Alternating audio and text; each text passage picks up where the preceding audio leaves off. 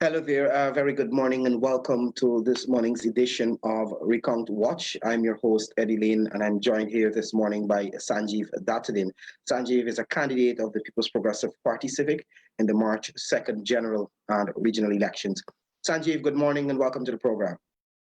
Well, good morning, Ed. My pleasure to be here. Good morning to your listeners and viewers. Sanjeev, we're today is the 30th day of the recount exercise. We know that just one box was remaining for Region 6 and one for Region 10, which we expect would have been completed sometime this morning. And all the stations are expected to be committed to Region 4, where there's about 300 plus boxes to be completed. But one of the issues remain the fact that a lot of objections are being made without any evidence to support them. We have seen the letter that was sent to the Commissioner of Police by the chair of GCOM requesting travel information on 207 persons. That list was returned to the chair by the Commissioner of Police with 172 names, if I have the figure correct. However, ever since that list was made public with the information from the Commissioner of Police, a number of persons continue to come forward to dispute the information contained in that list. We see the Kaitru News, I think, have another 7 persons today who are disputing that. Some of them are even moving to have affidavits to support their claim that they were in the country on elections day and they voted for themselves. This is a significant development, and it puts to question the accuracy of the information that is received from the Commissioner of Police. Yes, Ed, it's 30 days. We are 30 days in. 30 hard days of work have gone in. As frustrating as that has been at times and as difficult as these 30 days are, it's important that we recognize that we are perhaps now closer to the end. We could see light at the end of the tunnel. We probably have 2-3 days more of recounts going on, and we will be free of this, and we will know what the will of the Guyanese people were. And as you could see, the PPP are overwhelmingly in the lead, and they will remain that way with what we go through. But coming back to what you raised about what the chairwoman of GCOM did, I know of no legal authority that she would have had to do that. GCOM is a creature of statute. As a creature of statute, it is important that we understand that whatever powers you exercise or what powers are given to you by the statute that creates you, there is no authority that I know of that permitted her to take it upon herself to investigate. She had earlier said, "He who asserts must prove," which means that if you were coming to her saying that this had not happened, then you should bring the evidence of it. I don't understand why it was GCOM is soliciting the evidence to justify what APNU's complaints are. So that's the first difficulty. The second difficulty is I do know that there is no lawful authority for the Guyana Police Force to give to a public body or any other agency the information as it relates to our citizens, to private persons. They keep that record as a public record. The public record doesn't mean that anybody in the public can access it. It means that it belongs to them. And we have passed legislation. Access to Information Act makes it very clear. If you wish a public record, you write to request it, and you write the Commission of Information, and then you go to court and you can get a court order for that information. You must show cause. But when you go for that court order, all the people affected have to be informed. That's the law. They will have to be informed that your public information is required for some reason. But you see, the legislation was specifically designed for that. So now in this situation, instead of we had the police release 172 names not being in the country, each one of those people would have had to be contacted, and they will say, well, look, we were here. So the police's the information that the police would have supplied would have been more accurate. There are mechanisms for accuracy. We can't take shortcuts. We're still a civilized society. We're barely holding on, but we're there. So we must function within the rules which exist. Now, what would have happened is those people would have been notified. And upon notification, they will confirm we were here, we were not here. And then the result that you had would have been accurate.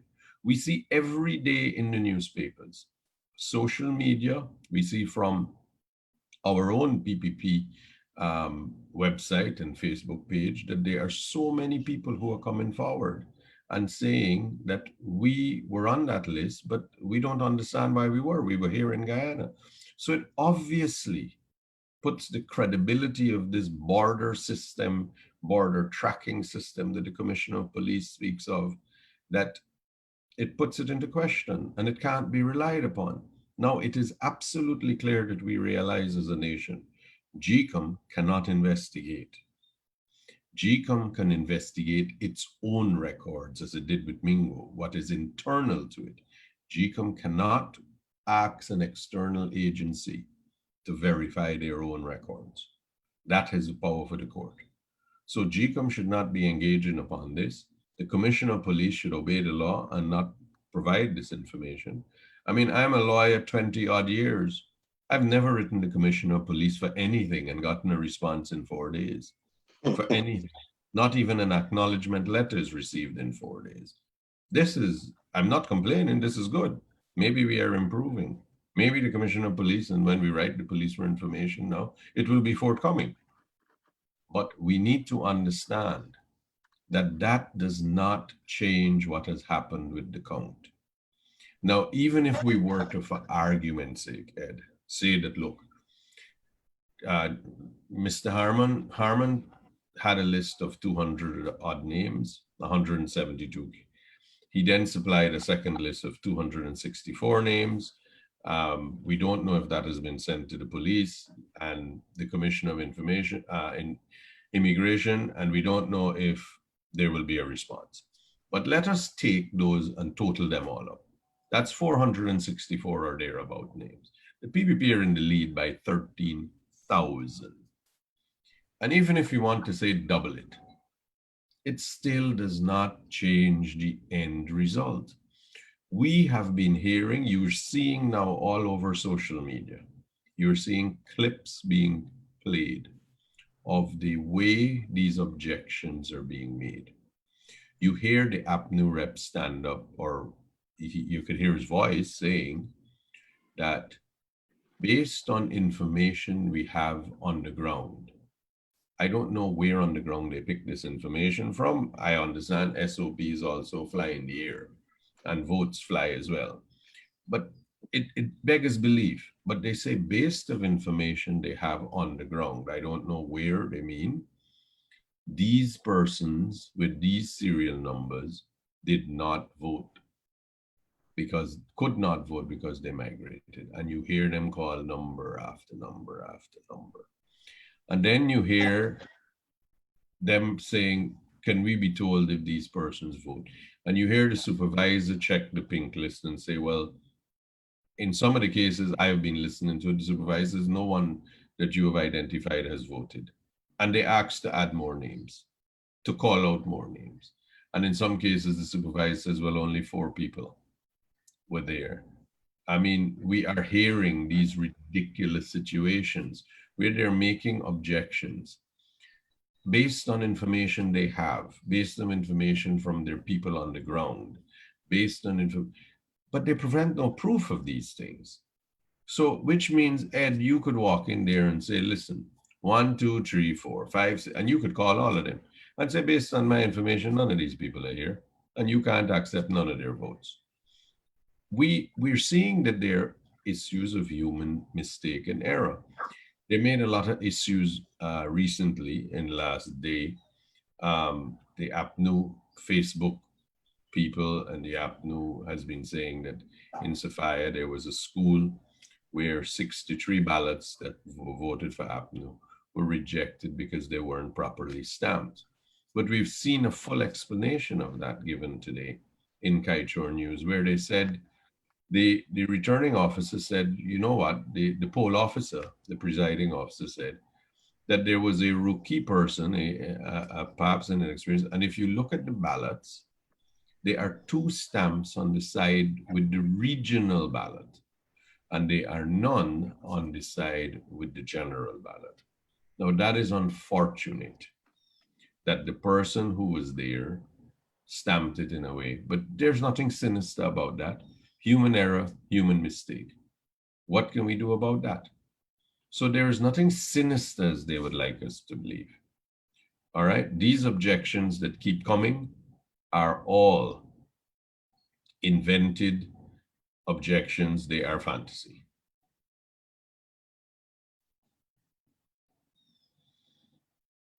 Your mic is muted. Yeah, I want to take you back to I wanted to go back to 2 of the points that you raised earlier. Before we get there, let me just share this information with you, which was brought to my attention, and by virtue of doing that, to inform the public. So at Plendola Nursery School, Ogle East Coast, Demerara, Division 414112C, the I, ballot box number 4583. 108 ballots were rejected for want of the official mark, meaning the 6-digit stamp is missing. 102 of those ballots are for the PPPC. APNU protested 61 rejected ballots at Sophia. You just mentioned that. Yes. And but they're not protesting now, where it's on the other side. And I'll go to figure again for the yes. emphasis and to have you come in. So the box that I mentioned, you had 108 ballots rejected. 102 of those were for the PPP. And this yes. is the same thing like they claimed in Sophia, want of official mark. But there is no protest now. So the clearly you can see the APNU AFC is clutching at straws. They are, Ed. You have to understand, right? Let us be honest with each other. GCOM relies on their personnel to do the job that they have in front of them, and mistakes are sometimes made. Now, we all know that the paper is supposed to be folded a particular way, stamped one side, stamped the other side, and that's how you had both ballots. But if they weren't being folded correctly, you would have 2 stamps on one side of the ballot only.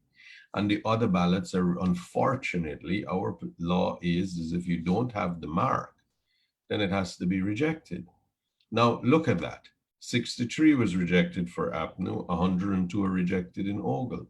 But this is what happens with human error. We have to understand, when you put that into the comparison of 420,000 people or thereabouts voting, and you have a problem with 200 or 100 votes, what would you expect? Statistically, that is a perfect system.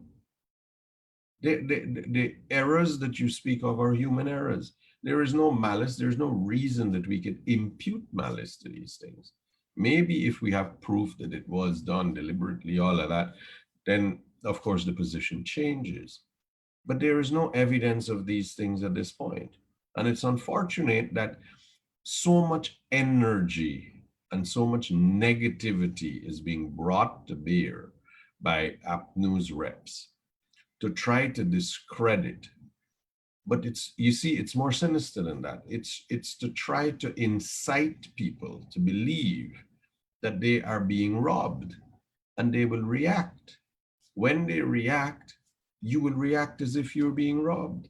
Leadership has burdens, and their leaders should stop using the average rank and file APNU supporter for their own benefits. They want to go back to enjoy the sweet of government. They are there now spending billions of dollars still. This is after the election. Billions of dollars is being spent on Ocean View. Billions of dollars are being spent supposedly to look after the COVID-19 virus. But that's what they want to do, to enjoy the sweet. So it's using their support and shielding behind their supporters, by deceiving their supporters. That's what's going on. But by her own admission yesterday, if I can take you back to Valda Lawrence, when she spoke about a similar situation in Linden, her in Region 10, her issue was she recognized that it was a human error where the ballots were folded incorrectly. That is why you had one half stamped and the other half not stamped. But and she was lobbying for those votes to be given to the APNU because they were in the favor of APNU. The same thing obtained in Sophia with the 6-1 ballots that you were speaking of. However, Correct. when the shoe is on the other foot, there is a change of the tone and the argument. But I want to bring you back, Sanjeev, to the issue of the flawed list or the inaccurate information from the Commissioner of Police. We have to recognize the fact that by virtue of providing that information, which is inaccurate, the Commissioner of Police is somehow implicating citizens to somehow give the impression they were involved in some sort of electoral fraud if they weren't here and they voted. Do you see this as a basis maybe for actions to be taken, legal actions to be taken, whether against GCOM or the police? Well, look at it this way. Our comrade Hugh Todd likes to say he has a phrase he likes. He says this phrase about the cow going to the slaughterhouse and what happens and the desperation that results. Ed, that's what's happening. We every day, you as one of the people who are charged with responding to what goes on, every day you are faced with more and more outrageous and more ridiculous claims by APNU. And what it is they know what the results were from the day after the election. They had the SOPs. They've still not published them. They still wouldn't disclose them. But they knew what the results were and what they have put Guyana through and forced our nation to endure. This punishment that they have visited upon us is because they are trying to find a way to hang on to power. They realize that they have lost. They first co-opted Mingo to give fraudulent numbers that are so clear to the whole world that they don't even want to talk about it. Every time you bring it up, they say, well, that's not the issue anymore. And we're past that. We're not past that. He committed a criminal offense and he must answer for that. So that's not over with yet. The next thing about it is then we hear all the objections about how much migrants and dead. Remember, they were big in the first few days. This person is dead, this is dead, this is dead. You notice all the dead talk has gone. They're not making complaints about dead people voting anymore. It is now focused on migration. And it is my belief, and there is good reason for that belief, that they have accessed public records and they are receiving assistance from public departments about people who travel and travel records. And they're trying to put them together and make complaints. But they're not able to do it because it is really not, there is no chicanery, there is no jiggery pokery, there is no skullduggery in what transpired on election day. And they're trying to invent in the hope that something sticks. So what they're doing is throwing everything they can, including the kitchen sink, at the issue and hope something sticks, and whatever sticks, they go follow through on, and they try to make it an issue. But they have no way of overcoming, at present, 13,000 votes. How are they going to overcome the sheer will of the people? They're only doing it, Ed, by inventing things. They have turned on the people of Guyana. They have turned on their own supporters, alleging that their party scrutineers who go there to represent the party turned on them and colluded with the PPP.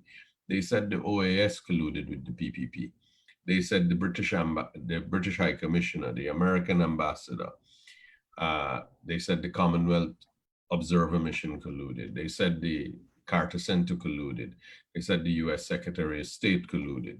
They said the messages that came from India, the messages that came from other democracies, that have clearly indicated what we are. We have managed, and if this is true, we're quite spectacular to have gotten all of these people to say that what they're doing is wrong without them having done anything wrong.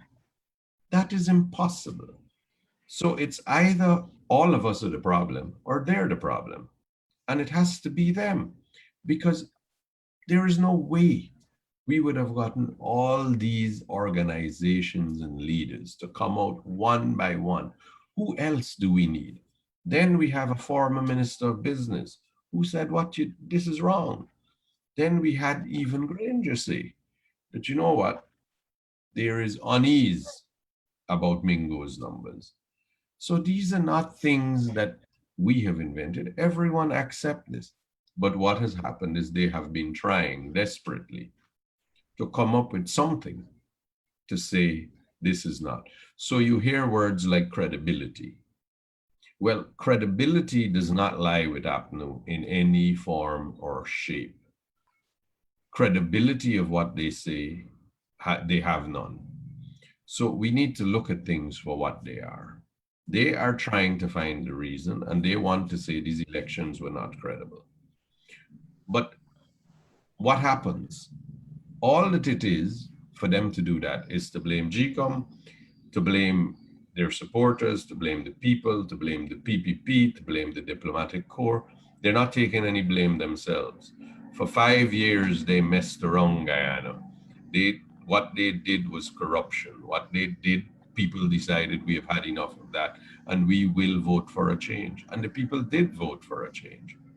Now they want to thwart the will of the people. So they will come up with any explanation, any lie, any different view that they can that will conceal their shortcomings. Sanjeev, having seen the information provided by the Commissioner of Police, and like you said earlier, we don't know if the other lists that were presented by Harman would find their way to the Commissioner and there will be a response. But this has to do now with an issue of jurisdiction. And you're a lawyer, you would know more about this than us. The role of GCOM in the conduct of an elections, and based on all the readings and all the information that is out there, all of this that are happening in terms of GCOM attempting their own investigations and so forth. Based on how I understand it, they're in no position to pronounce on this. They're supposed to conduct the elections. They're doing a recount, do the tabulation and declare. And this information and these allegations are to be channeled through the courts. Also, while responding to that, the other issue is, how do GCOM prove that someone voted in the place of another person? And if we can look at the letter from the Mr. Bino, who wrote the GCOM chair, requesting information on who voted for him. Well, this is the thing. This is the problem. You see, if we could briefly just deal with Bino first. If every citizen on that list were to write GCOM and say, I would like to know whether someone voted for me, or why only the people who didn't vote right? Why don't you and I write and say, I would like to know if you have a record that I have voted? Is GCOM going to respond to all of the people on the voters list? You understand how ridiculous that will turn into. Now, they will want to argue that, oh, that man deserves his answer. But we live in a country, we live in a society. Does that one man elevate his interest above and beyond all other citizens? So we must essentially stop what we're doing and find an answer for Mr. Bino. Is that what he's saying? I understand his concerns. And I have my own views about why he wrote the letter and who persuaded him to write such a letter.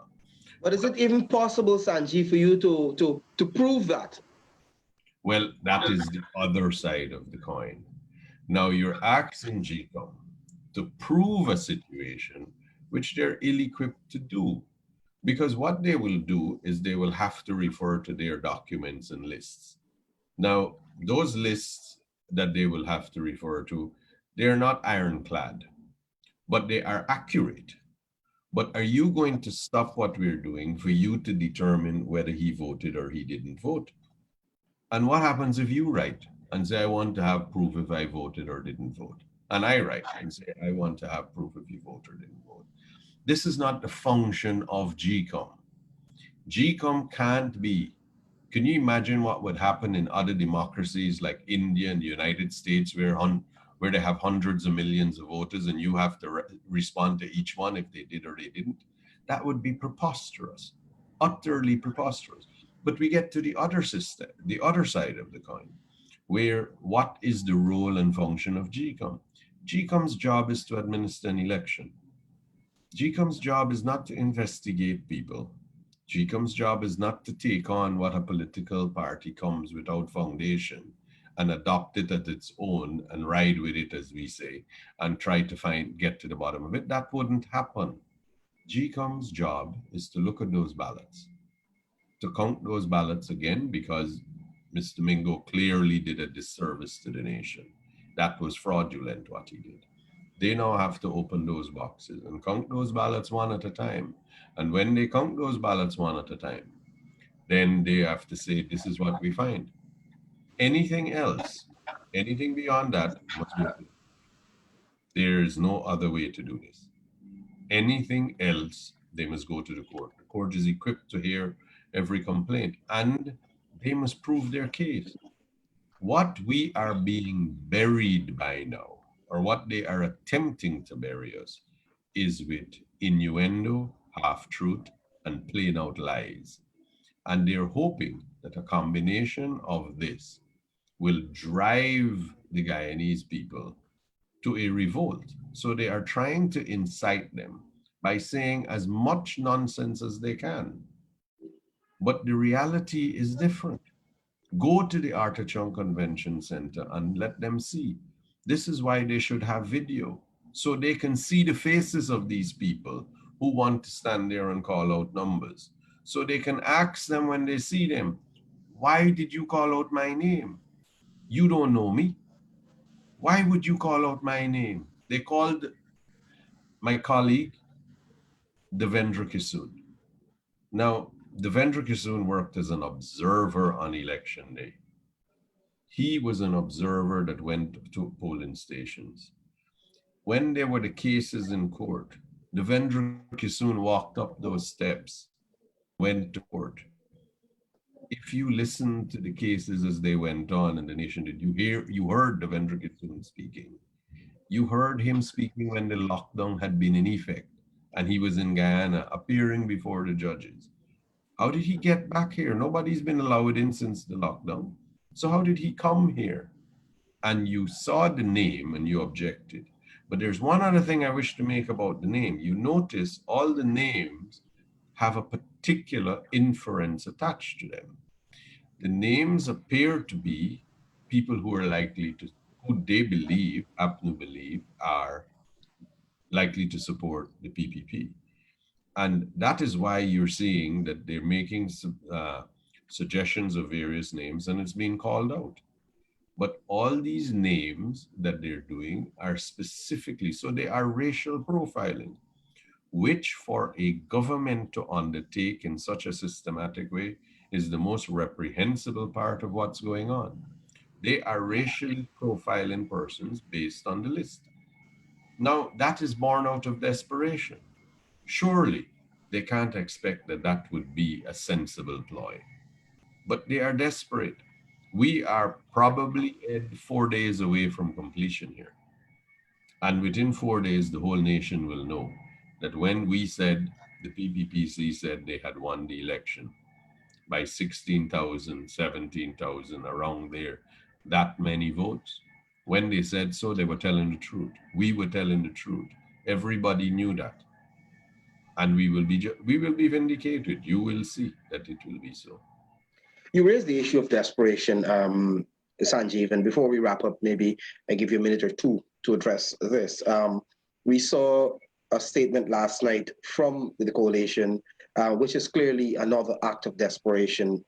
Having claimed victory repeatedly after March 2nd, And as recent as a few days ago, Mr. Harmon talking about going back to Mr. Mingo's um, declarations to swear in a president. We are now seeing the statement last night somehow is trying to say that the elections were fraudulent and, calling for the elections to be nullified. Your thoughts? That's utter nonsense. It's not even worth publication by the media. I mean, it is embarrassing.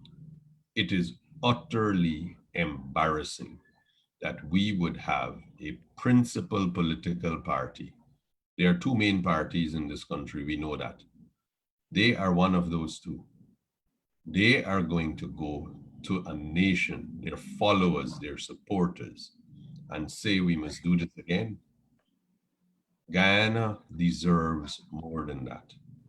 We cannot put Guyana through that, whether it is their supporters or our supporters. Our nation deserves better than that.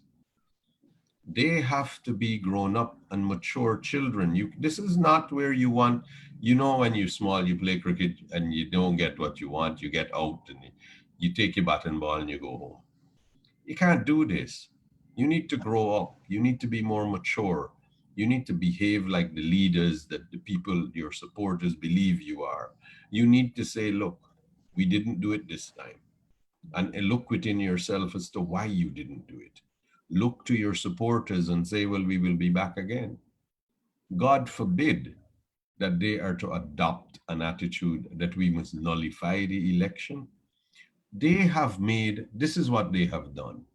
They have invented this thing about migrant voters and dead voters. They have no proof of it. They have then repeated it so often, they believe it to be a fact. So they're drinking their own Kool-Aid now.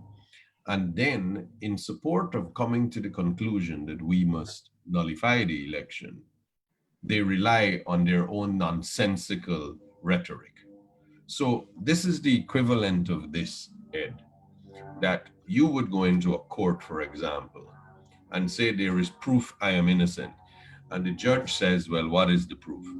You will say, yesterday, the day before yesterday, the day before that, the day before that, and the day before that, I said I was innocent. And that is evidence that I am innocent here. That is effectively what you're doing.